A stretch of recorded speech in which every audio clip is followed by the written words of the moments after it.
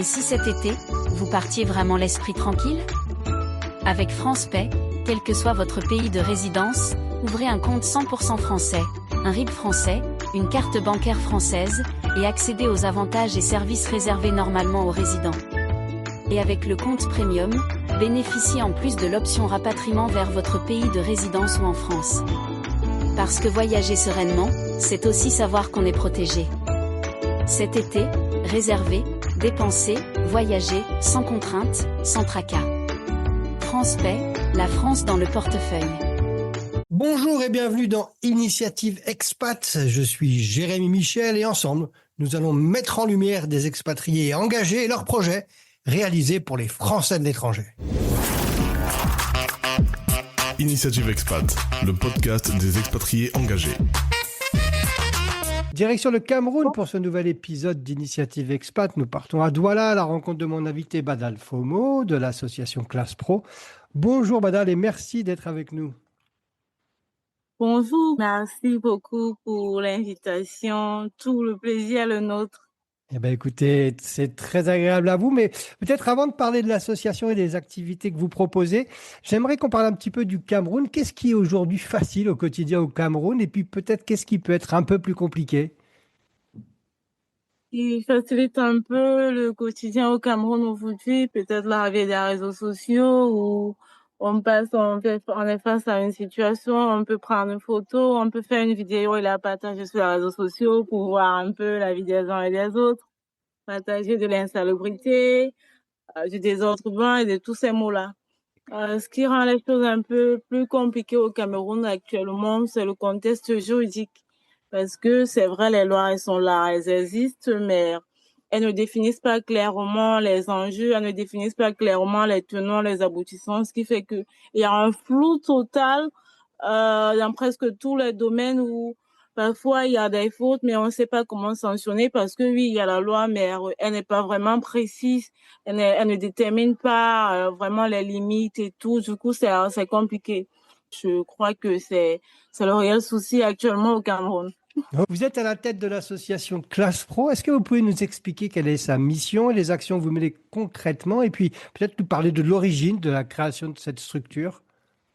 Non, bien sûr, avec plaisir. Classe Pro, c'est une association que j'ai lancée en 2022 après une formation sur le fact-checking où j'avais reçu une bourse de formation sur le AF Cameroun, Africa Fact-Checking Fellowship Cameroun. C'est au cours de cette formation que ma relation avec les médias a changé, elle a basculé. J'ai découvert le fact-checking dans toute son essence parce que j'en entendais parler, mais je ne savais pas concrètement ce que c'était. Et c'est là que j'ai découvert l'éducation aux médias et à l'information. Donc, après la formation, je me suis dit, tiens, l'éducation aux médias et à l'information, je n'entends pas trop parler ici chez nous. Peut-être si je m'y lance et je persévère, ça sera quelque chose de super waouh.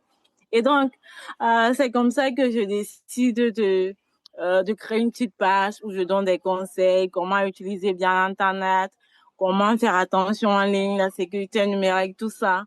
Un jour, je suis tombée sur une publication d'une autre association camerounaise qui fait dans l'éducation aux médias et à l'information, qui s'appelle Educ Média. J'étais vraiment stupéfaite parce que je me suis dit, donc depuis là, il y a même une association au Cameroun qui fait dans ça.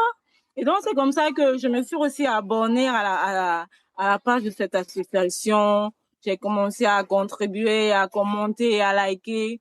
Je me suis inspirée de ça. Je me suis dit, tiens, s'ils ont pu créer une association pour parler uniquement d'éducation média à l'information, ça veut dire que moi aussi, je peux Vous laisser, je peux pouvez, quitter de la page. vous pouvez aussi le faire. Et donc, c'est comme ça que j'ai réuni des camarades. On a monté l'association aujourd'hui qui est légale.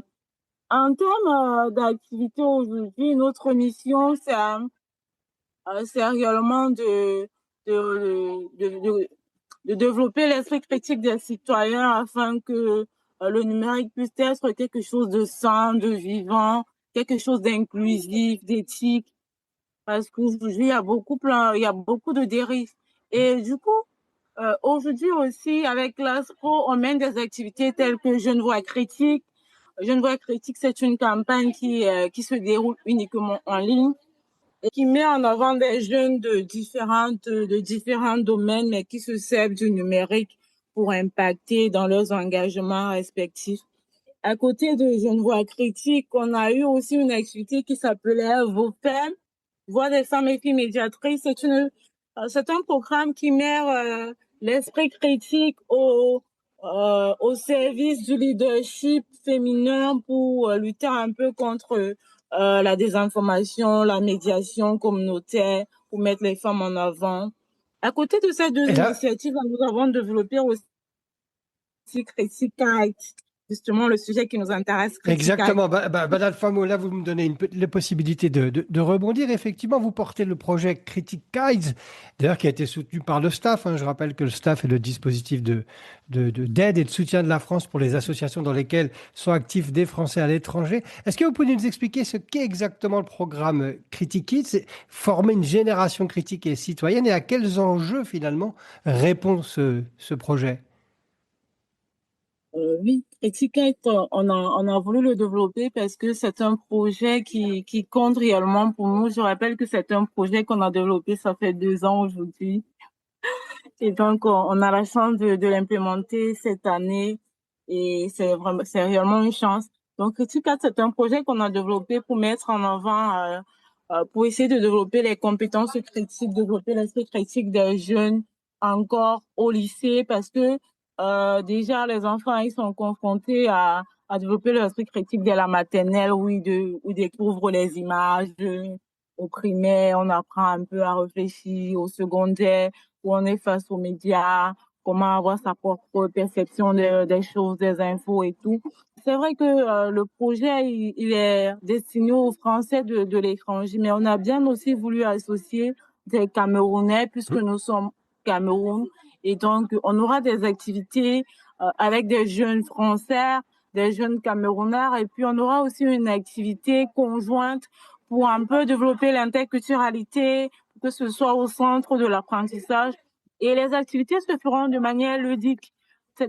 Cette première cohorte, c'est un SMH. 20 jeunes lycéens, 10 Français, 10 Camerounais. C'est un SMH. Pourquoi? Parce qu'on veut que les jeunes qu'on va former pour cette cohorte-ci, ils puissent aussi partager les acquis avec leurs camarades. Après, donc, cette formation-là, il y aura une restitution publique où les jeunes des 2 lycées présenteront à un public, ça peut être des invités, les amis, la famille, les camarades, tout ce qu'ils auront après, ils auront cette phase-là. Mais attention, le projet ne s'arrête pas là parce que cette année, justement, aussi, on a la chance de lancer notre tout premier salon africain de l'éducation aux médias et à l'information qui s'appelle le Salemi. Et pour cette session et pour cette première édition, on a la chance d'avoir déjà des partenaires tels que CEFI et aussi l'ambassade de France qui nous soutient dans cette perspective-là. Et est-ce que vous savez quand aura lieu ce salon? Est-ce qu'il y a une date de connue? Oui, les dates sont déjà calées. Le salon, il aura lieu du 19 au 21 octobre 2026. Le 19, ça sera une journée uniquement en ligne avec l'École supérieure de journalisme de Lille. Et les 20 et 21, ça sera de 2 jours en présentiel à l'Institut français de Douala au Cameroun. Et donc, l'idée de Critique Kids, c'est finalement de former à la critique ces jeunes citoyens qui, après, eux-mêmes, vont devenir des formateurs pour qu'ils puissent donner un petit peu cette façon de penser à leurs camarades avec leur propre code. C'est exactement ça l'esprit de Critique Kids. Parce qu'après aussi, l'idée de les inviter au salon, c'est pour exposer leur production et bien sûr, les meilleures productions recevront un accompagnement symbolique. Et l'ambassade de France vous soutient dans cette démarche? Oui, l'Institut français soutient cette démarche, bien sûr, avec l'appui du consulat de France et bien globalement de l'ambassade de France au Cameroun.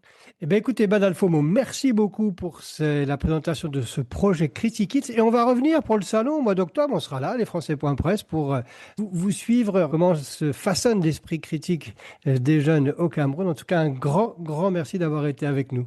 Merci, c'est nous qui vous remercions. Merci beaucoup d'avoir pensé à nous. Ça fait plaisir de parler d'éducation aux médias et à l'information aujourd'hui, très important dans ce monde hyper connecté. Eh bien, écoutez, je suis tout à fait d'accord avec vous et nous, on se retrouve très prochainement, toujours sur lesfrançais.press. Avec plaisir. C'était les Français.press.